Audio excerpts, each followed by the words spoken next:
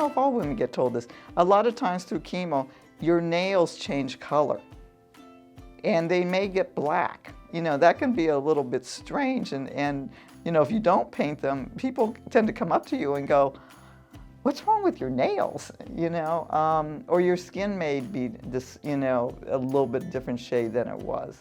You know, they didn't tell me that piece of it. Also too, one of the things that happened was when I stopped chemo and finally when my hair started growing back, I ended up with facial hair.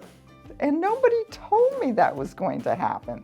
You know, your hair is just going to grow in differently. And sometimes, and I think this is a little more well known, is that, you know, they don't know exactly what your hair is going to look like when it comes back. You know, if you had straight hair, you may have curly hair there for a while, or the color of your hair may change. If you have radiation with one breast, your breasts are going to be a little bit different. You know, one of them may just end up being a little bit bigger than the other. That happened to me myself, and you know, I look in the mirror and I have one breast that's just a little bit bigger and the other one's a little bit more perky.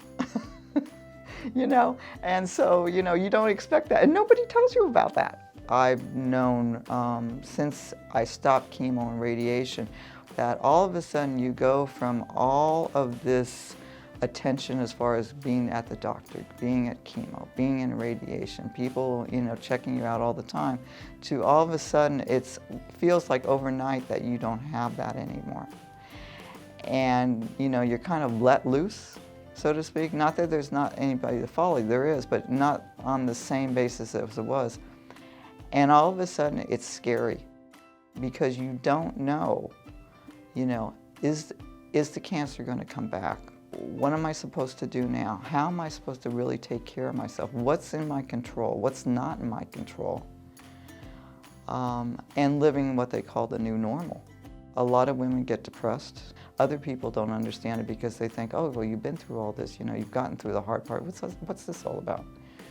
And you're not even sure what it's all about. It's great in terms of being finished with the treatment, and everybody around you is very excited for you. But all of a sudden it gets really a little spooky, at least it did for me. And I had a chance to really kind of be emotional, because when you go through cancer treatment, my experience and also in talking with other women is you have to be strong. You feel like you have to be strong, and you have to not only be strong for yourself, but for the people around you. You suddenly all of a sudden feel like you have to care for everybody. And when you get through it all of a sudden you can, so to speak, let your hair down.